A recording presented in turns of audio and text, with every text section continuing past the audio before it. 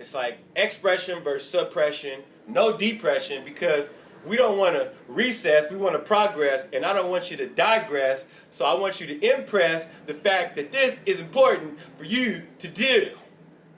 You understand? All right. So we all respond to different types of stimulus, and this is the thing that makes us uniquely human is our ability to not only have thoughts but to like analyze our thoughts. We're self-aware.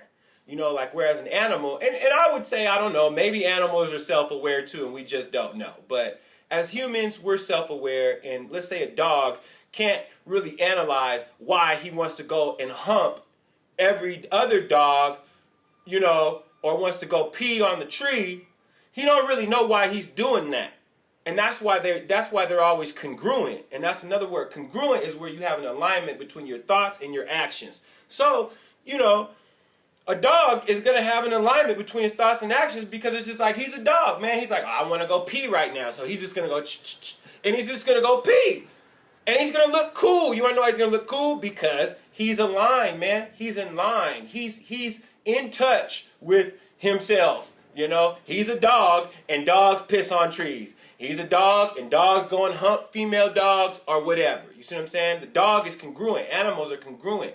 You see what I'm saying? So as humans, we're self-aware. So it's like we can analyze our thought. And in one spot, it's like a gift because we can change our thought process, man. We can change our beliefs because if we slow down, you know, and we just start to think about what we're thinking.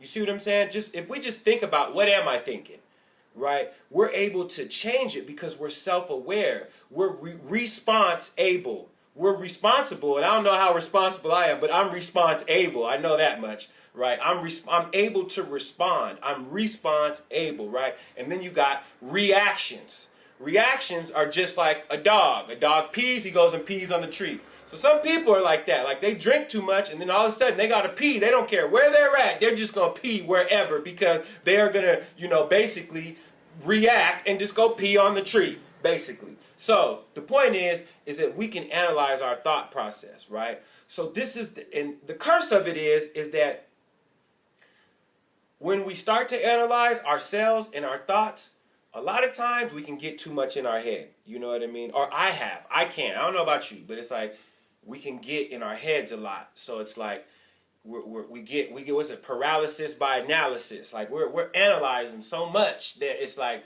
we get paralyzed, we get immobilized. And that's back to the Wayne Dyer, Dr. Wayne Dyer thing.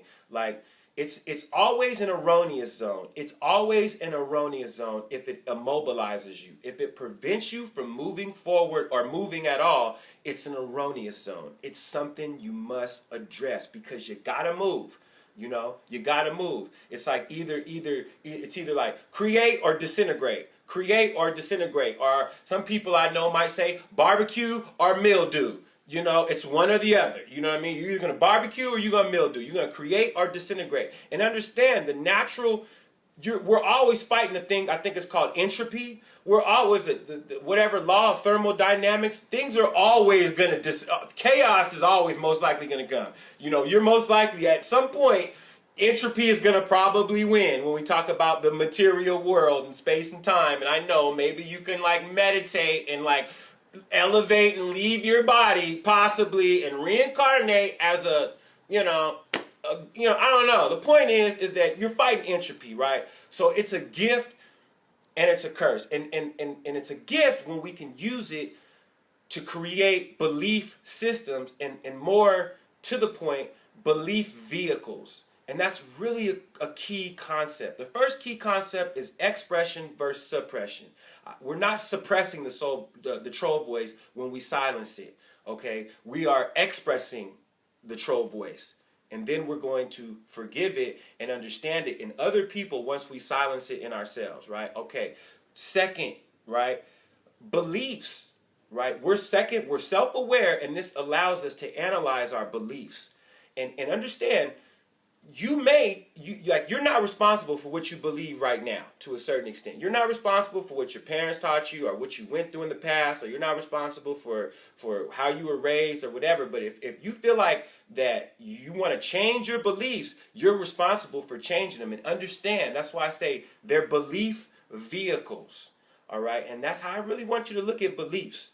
All right? Because it's like they said, all truths are half-truths, right? So it's like, if all truths are half-truths, then all your beliefs are half-beliefs. They're probably, part of them is true, but part of them are probably not. Okay? So it's like we could like go all down this rabbit hole of trying to figure out what's true and what's not. How about we figure out, does this belief serve you?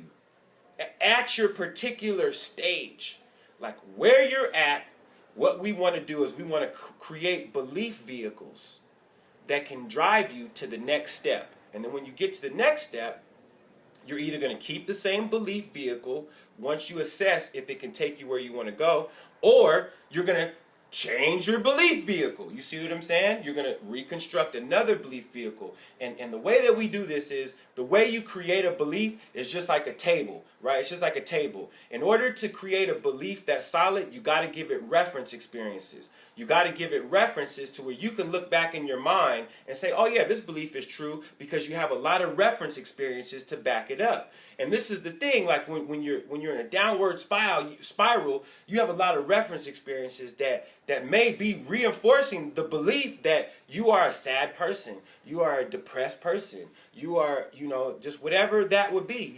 You might have a lot of reference experiences, and they may be true. You see what I'm saying? That are reinforcing your current way of looking at the world. But what we have to do is be proactive, and what we have to do is recognize that if we're not where we're at and we want to go somewhere else, what we need to do is we need to transform the troll voice and create a new belief system, a new belief vehicle. And the belief vehicle that we're creating is a belief vehicle that's going to serve us to get to the next step. You know what I mean? So like I said, belief vehicles. And a good example is like, okay, like if you have ever had problems approaching a girl, right, or a woman or whatever, it's like, all right, and I've had this problem sometimes. So it's like, she probably doesn't want to be bothered. She probably doesn't. She's probably been, especially if she's really good looking, she's probably about 1 million dudes that stopped her all day. She probably does not want to be bothered. She's probably got somewhere to go. She's probably got other things to do. But that's a belief. You believe that. You don't actually know that, because to know it, you would have to ask her that. You have to say, hey, are you tired of being approached all day? You might have to say that to actually know that. So this is a belief at this point. So that belief does not serve you into walking up and talking to her, which is actually the only way you're ever going to get to know her, because if you don't talk to her, then you're not going to get to know her. It's that simple. Especially if we're talking about someone that's just passing you in life. You're never going to see him again. So the only way you're going to be able to talk to him or to see him again is to talk to him. So that belief does not serve you. You see what I'm saying? It doesn't serve you. So it's like, okay, what do you have to do? What you got to do is create a belief system and say, oh, all pretty girls want to be talked to. Now, is this true or is it not true? I don't know. And pretty girls is probably the wrong way to phrase it. You see what I'm saying? Because what we want to say is, all girls always want to be talked to. All women always want to be talked to. They just always do.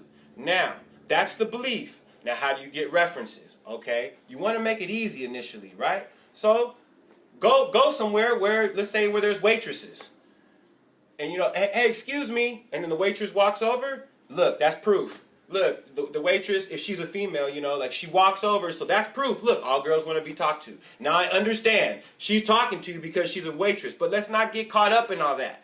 All right, the more like rational things you put in the way is the more problem it's going to be, because it's like being a healthy individual is actually not rational, because the world is crazy.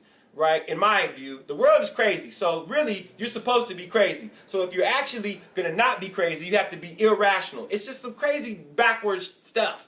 It's like everything that's rational is really irrational. Everything that's rational is rational, irrational, whatever. The point is you got to build reference experiences. So it's like, okay, you go into the next thing you do, you walk over to, you walk to the library. You're going to go get you a library card. You know what I mean? You're going to go get a library card, and you're going to approach the librarian, and you're going to say, excuse me, how do I get a library card? And she's going to answer you, right? Look, girls want to talk to you. So, you know, you can think of your own ways. You get the point. You know what I'm saying? It's about building a belief system. It's about building in what is going to support you at the stage you're at.